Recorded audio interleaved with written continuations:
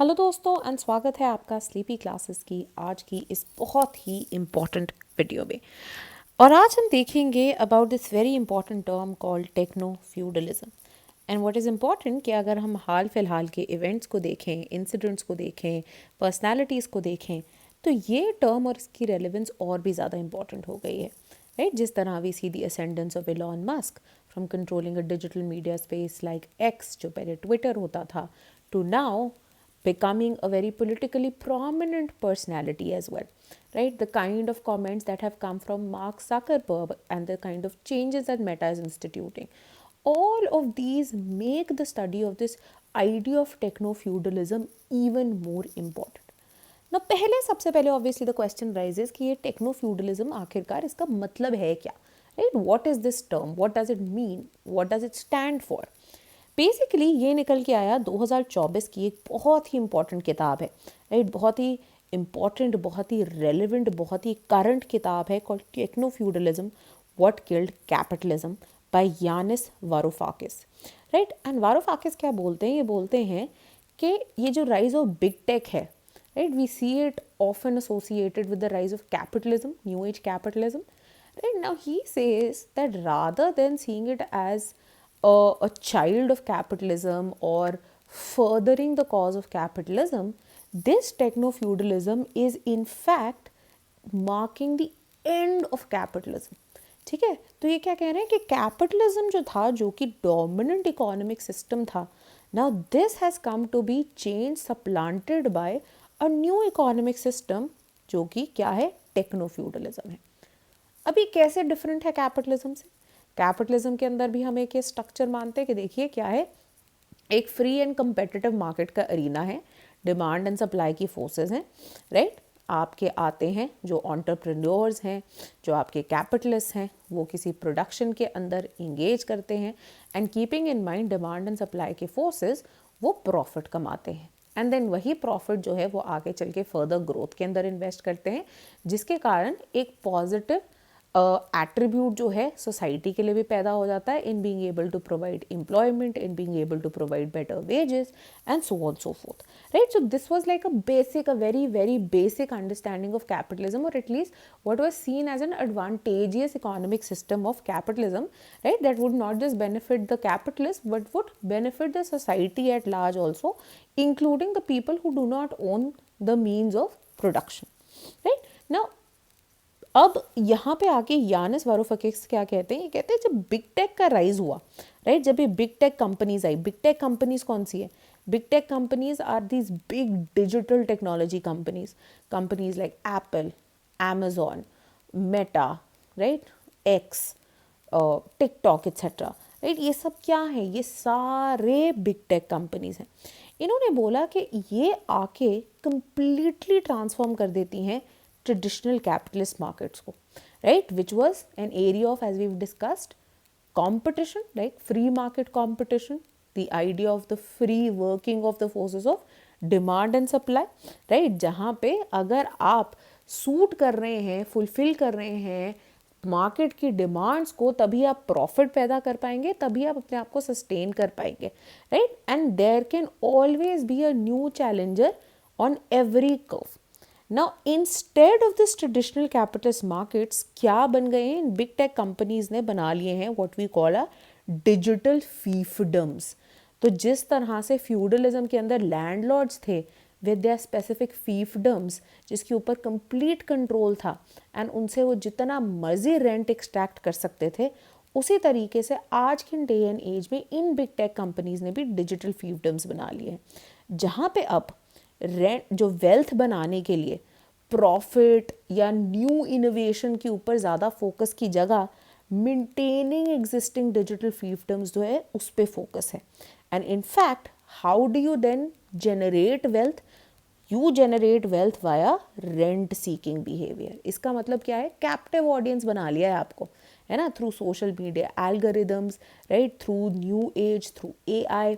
तो अब क्या हो गया? That now if you are addicted to social media, if you're addicted to X, if you're addicted to Instagram, you can't do without it, right? So for example, a great जो instance बताते हैं is Musk taking over X and introducing those blue verification batches जो कि आपकी verifiability और आपकी visibility को impact करेंगे, राइट। तो अगर you are paying for that batch you will be more visible, आपके वायरल होने के chances will be much more compare to someone who is not paying for that batch, right. So अब ये क्या है, ये एक रेंट सीकिंग बिहेवियर है, that all you have to do is extract more and more from the users who are now completely dependent on you, right? So influencer businesses, influencer marketing behaviors, right? Now you're completely dependent on Meta, right? आप Instagram के through, TikTok के through कमा रहे हैं, so आपको you are slaves to their algorithms, आपने उसके हिसाब से ही काम करना है, right? So say for example Instagram,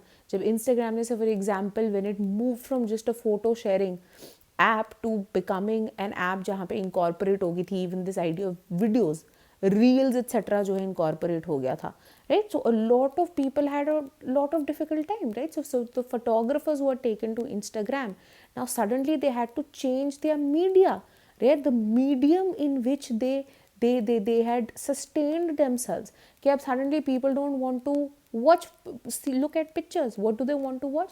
They want to watch those 15-second, 30-second, 60-second videos, right? And again the idea, right? So you watch memes so often कि भाई pandemic के टाइम पे if you capitalized और आप influencer बन गए तो great, right? So again the way in which you put forward your content also, often that content would be something that agrees with the masses. Why? To promote virality regardless of whether that is pushing them in the correct direction or not. Why?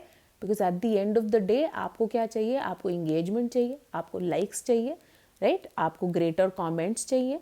So the content and the essence behind it, right? So the idea of even morality of content जो है goes out of the window for the sake of what? Virality, which is being pushed again by what? By big tech, right. Similarly जब हम Apple की बात करते हैं, right, तो हम बात करते हैं ना कि जो एप्पल के एंथुजियास्ट है, जैसे हम तो सिर्फ एप्पल के प्रोडक्ट्स जो हैं यूज़ कर सकते हैं, हम तो कुछ और नहीं कर सकते। एप्पल का rent seeking behaviour that you sort of make them serves of the brand Apple and then उनकी इन ऐप परचेजेस कितनी ज़्यादा महंगी होती हैं, ठीक है। The kind of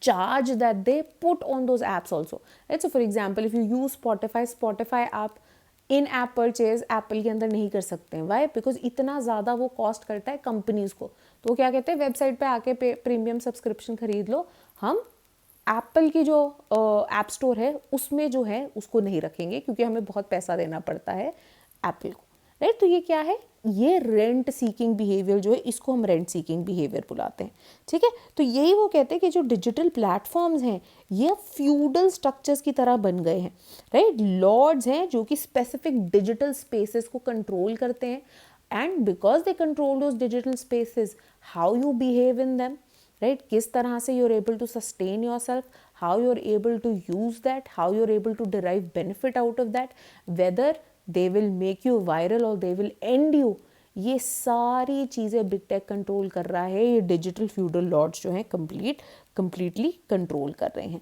and that is why users and smaller businesses है वो क्या बन जाते हैं, वो वैसल्स या सर्व्स।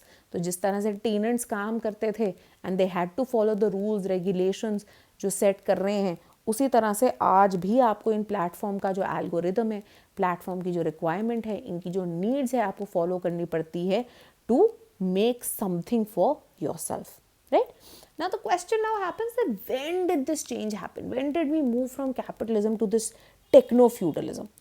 अब बुक के हिसाब से कहते हैं कि ये एक स्पेसिफिक ईयर में नहीं हो गया, या स्पेसिफिक से हम ये नहीं बोल सकते कि ये दिन था जब ये ट्रांजिशन हो गया, वो कहते हैं सर्टन पीरियड्स थे, राइट। So particularly he says that late 2000 से अर्ली 2020s, राइट। सो डेकेड्स लगे हैं इस ट्रांजिशन आने में, राइट। ये क्रिटिकल पीरियड था जब जो ट्रेडिशनल कैपिटलिस्ट सिस्टम्स थे suddenly they gave away to these big tech, the coming up of this big tech and feudal, this techno feudalism emerging. Or a big kick to the traditional capitalist economic structure came from the 2008 financial crisis, जब जो traditional capitalist companies थी, banking sector जो था, उसके अंदर massive decline जो है वो देखने को मिला। अब क्योंकि ये इकोनॉमिक क्राइसिस आया, banks were faltering, businesses were faltering, central banks ने क्या किया, मैसिव अमाउंट्स ऑफ लिक्विडिटी जो है वो इंजेक्ट की थी इकोनॉमी में, तो लोन्स देना, बेल आउट्स देना, ये सब जो है उन्होंने किया, जिसके कारण वारूफाकिस क्या कहते हैं, इसके कारण फर्दर इंसेंटिव मिला बिग टेक कंपनीज को to become bigger and bigger. And इन्होंने क्या यूटिलाइज किया, cloud computing, artificial intelligence, data analytics को यूज़ किया कि किस तरह से हम कंप्लीटली मोनोपोलाइज कर सकते हैं डिजिटल मार्केट्स को, राइट। तो आज का जो यूज़र डेटा, ऑलमोस्ट आपकी सारी personality, your likes dislikes, her cheese in data digital platforms को पता है। एंड तभी द आइडिया जो कि निकल के आ गया था, that data is the new oil, and पूरा यूटिलाइज कर रहे हैं वो इसको, right. So from economic choices to your political choices to your personal choices, all of these are being impacted by these digital platforms। and यही जो एक idea था, इसको और मैसिव बूस्ट मिली पैंडमिक के दौरान, जब डिजिटल प्लेटफॉर्म्स की एक्सेप्टेंस एंड यूजेज जो है went on an all time high, when you were just dependent on these digital platforms for engaging with one another, for social interaction, for working, work from home चल रहा था, for education, home schooling, home से colleges, shopping के लिए completely online shopping। So you look at the kind of data which was now being collected by these digital platforms, right? तो इनके अंदर अगर हम देखते हैं जो major participants, obviously you have the platform lords who are your feudal lords, which are your big tech giants, right? So Google, look at the kind of data that Google connects with, right? So when we see Cambridge Analytica जैसी चीज़ होना, that was only possible because of the emergence of the monopolization of this big tech, right? The kind of switch that we are looking at today, right? जहाँ पे हम बात कर रहे हैं, सी राजा मोहन का एडिटोरियल आया था, से when we talk about even H1B visa debates in the US, right? किस तरह से इस डिबेट के अंदर भी जो न्यू एज टेक्नो लिबर्टेरियंस हैं, उनकी आवाज़ कितनी ज़्यादा इम्पॉर्टेंट हो गई है, right? So people like Peter Thiel, people like Elon Musk, people like Vivek Ramaswamy, they have now come to occupy important political platforms and offices as well, right? तो ये लैंडलॉर्ड्स जो है कंट्रोल कर रहे हैं अब एक्सेस एसेंशियल सर्विसेज के ऊपर, इंफॉर्मेशन के ऊपर, एंड किस तरह की इंफॉर्मेशन भी जाएगी, right. So again Meta doing away with fact checkers, right? So now the floodgates of disinformation, how do you sift through this floodgate of information which is coming at you कि कौन सी genuine है, कौन सी गलत है, कौन सी polarizing है, and how do you not get impacted by it? Then economic rent, right? कि instead of profit कि आप प्रोडक्शन कर रहे हैं, नई नई चीज़ें, नई नई प्रोडक्ट, नई नई सर्विस और बढ़ा रहे हैं, आप रेंट सीकिंग बिहेवियर जो है उसको जनरेट करते हैं through subscriptions, right, through in app purchases. ये सब क्या है, ये सब रेंट सीकिंग बिहेवियर है। Then data exploitation, right, regardless of numerous guidelines trying, right, EU जो है फॉर एग्जांपल कोशिश कर रहा है इसको लेके आने की। US के अंदर जो सेनेट की मीटिंग बैठी थी to look into these big tech companies, उन्होंने कोशिश की, but the fact of the matter is that the users data extract किया जा रहा है और इसे मोनेटाइज किया जा रहा है, which benefits whom, not the user. मेरा डेटा है जिसको यूज किया जा रहा है, बट एक्चुअल में इससे भी रेंट और प्रॉफिट कौन जनरेट कर रहा है, बिग टेक जो है जनरेट कर रहा है। And then obviously erosion of market dynamics, कि अभी जो बिग टेक प्लेटफॉर्म्स हैं इनका कंट्रोल इतना ज़्यादा हो गया, the kind of economic and political muscle that they have come to assume, they have tended to become almost monopolistic in their spaces with space for free competition, जो कि capitalism की एक मेन स्टे होती थी, one of the concrete features होता था, उसको ये कंप्लीटली एरोड करने की कोशिश कर रहे हैं। And that is what makes techno feudalism so problematic.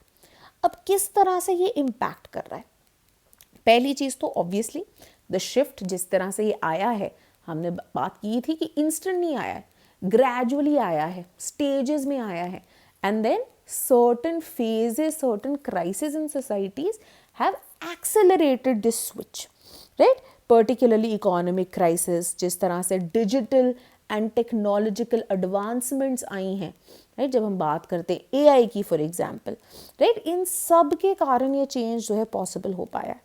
Now this has led to certain social, economic and political changes. सबसे बड़ा चेंज तो है कंपटीशन से डिपेंडेंसी की तरफ मूवमेंट, राइट। जैसे कि हमने बात की थी कि कैपिटलिज्म का एक कॉन्क्रीट फीचर है कंपटीशन, कि जितना कंपटीशन होगा उतनी ज़्यादा चॉइस होगी आपके पास, उतनी ज़्यादा इनोवेशन का इंसेंटिव मिलेगा, right? That if a certain product already exists in market, how can I make it better and emerge as a rival, as a competition, thereby not just serving my cause of being able to generate profit, but there is certain benefit to the society also, that they are getting a better product out of it. However, in techno feudalism, the idea is what get them addicted, right? Get them addicted that they can't switch over to anything else, right? So Instagram, right? That is why Instagram moving from just photos to reels to long form format, so that we can accommodate everything, so that people do not move away from our platform. And over time, people become so dependent on it that they cannot do without it, and therefore replacement of the said platform also becomes very, very difficult. Another impact obviously is the loss of consumer sovereignty, digital sovereignty, consumer sovereignty, आपकी privacy. Users increasingly क्या बनते जा रहे हैं? Slave, serfs बनते जा रहे हैं digital ecosystems, right? जहाँ पे whatever the platform dictates, they will have to follow them. Dictate the terms of engagement, right? So if you know, तो अब हम बोलते हैं ना clickbait titles डालना, right? Or we say hate bait, right? Hate bait, that आप जान पूछ के नेगेटिव चीज़ें लिखते हैं, नेगेटिव कमेंट्स लिखते हैं. Why? Because that will generate a reaction, right? What is all of this? Is it having a positive impact in society? No, but these are the rules of engagement, right? This is leading to greater engagement, it is leading to greater likes, leading to greater comments, leading to greater, say, maybe even monetary value for a particular user or influencer, right? So this is a major problem as well. Then very importantly हम directly देख रहे हैं इसकी political impact also, किस तरह से undermine कर रहा है डेमोक्रेसी को, अंडरमाइन कर रहा है इंडिविजुअल ऑटोनॉमी को. यूएस में हमें स्टार्कली देखने को मिल गया the examples of Musk. We are seeing how Zuckerberg is now suddenly, there is a value change in Meta which is being pushed forward, that you need more masculine energy, that itni fact checking जो है नहीं required है. All of this is leading to the undermining of both individual autonomy as well as democracy. ठीक है. अब ये digital spaces and data को जिस तरह से वो बेंड कर सकते हैं, जिस तरह से वो यूज़ कर सकते हैं, उसके through consumer behaviour, right? So when we say the idea of wasteful expenditure, the idea of just buying because digital platforms are pushing it, right? So I don't know how many of you are familiar, but there was this idea of mindless consumerism, that now even the insides of your refrigerator should look very pretty. So there are plastic organization compartments for your fridge as well, and people will mindlessly buy them, right? Leading to greater plastic pollution, right? Leading to more such issues. So ये क्या है? ये shaping of consumer behavior है. How you dress, how you speak, the terms in which you interact, right? So when we talk of Gen Z lingo, it is all promoted by what? Social media, right? The way in which content is shared, what kinds of values are shared, right? So that is why I say even today, when there is the question of that politics today rather than on ground, it is being dictated by digital platforms and social media. It is directly impacting your choices. All of this is a result of techno feudalism, right. So एक बहुत ही direct example निकल के आ गया, क्योंकि इतनी power इनके पास है. तो जिस तरह से फ्यूडलिज्म के दौरान मोनार्क्स की जो नोबिलिटी है, ये फ्यूडल लॉर्ड्स होते थे, उनके राइट हैंड मैन होते थे, उसी तरह से आज के डे एंड एज में भी यही हो रहा है कि आज के प्रेजेंट डे मोनार्क्स जो हैं, जो प्रेसिडेंट्स एंड प्राइम मिनिस्टर्स हैं, उनकी नोबिलिटी कौन बन गए हैं? ये बिग टेक कंपनीज के ओनर्स, जायंट्स जो हैं वो बन गए हैं, राइट. एंड यूएस के अंदर तो हमें ये पूरा डायरेक्टली देखने को मिल रहा है. Now the idea that can something be done about it, obviously we can try. First and foremost is regulation and antitrust requirements, antitrust laws as well, right? Firstly, there is the idea of needing regulations, right? Regulations in also how they control data, in ensuring some data autonomy, data privacy, data sovereignty, right? So again, in EU, you had GDPR guidelines that had come in. In India, you're talking about data protection, personal data protection, right? How to ensure that these digital fiduciaries and platforms can be held responsible for what goes on, right? Especially when they tend to produce polarization, hate speech, incite violence, etc. as well. And very importantly, how do we free the markets more? How do we break their monopolies and encourage competition so that these monopolizing tactics can vary away, right? Again, EU has been at the forefront at this through its Digital Markets Act, right? ये यहाँ पे भी कोशिश कर रहे हैं. Then obviously जैसे कि हमने बात की थी data sovereignty की, जहाँ पे policies हों wherein people are able to own and control their data, be able to manage how their data is being utilized, ensure कि इसका मिसयूज़ जो है मिनिमाइज किया जा सके, राइट? इंश्योर किया जा सके कि करेक्ट इन्फॉर्मेशन जो है ये पास ऑन की जा रही है, right? So even with respect to informational autonomy, ये भी बहुत ज़्यादा ज़रूरी है, ठीक है? इसके ऊपर भी जो है हमें लॉज की रिक्वायरमेंट है. Then digital public spaces as well. It is very important that you need an open and decentralized platform wherein if the power is concentrated into the hands of the few, what they say goes. Checks and balances का idea, checks and balances का idea जो है यहाँ पे missing हो जाता है, जिसे इनग्रेन करने की ज़रूरत है. And then very importantly one very critical consequence of the rise of the big tech has been the rise of gig economy, जहाँ पे workers rights को dilute कर दिया जा रहा है, right? So you have DoorDash, Uber, you have Zomato, Swiggy, so on and so forth.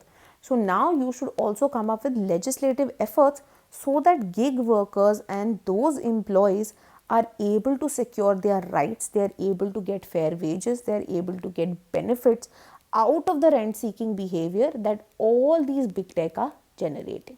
ठीक है? सो ये टेक्नो फ्यूडलिज्म के बारे में आपको पता होना बहुत ज़्यादा ज़रूरी है. नाउ अगर आप ऐसी चीज़ों के ऊपर मिस आउट कर रहे हैं, you can join a political science and international relations current affairs course as well, जो कि अब सिर्फ ₹6000 पे अवेलेबल है.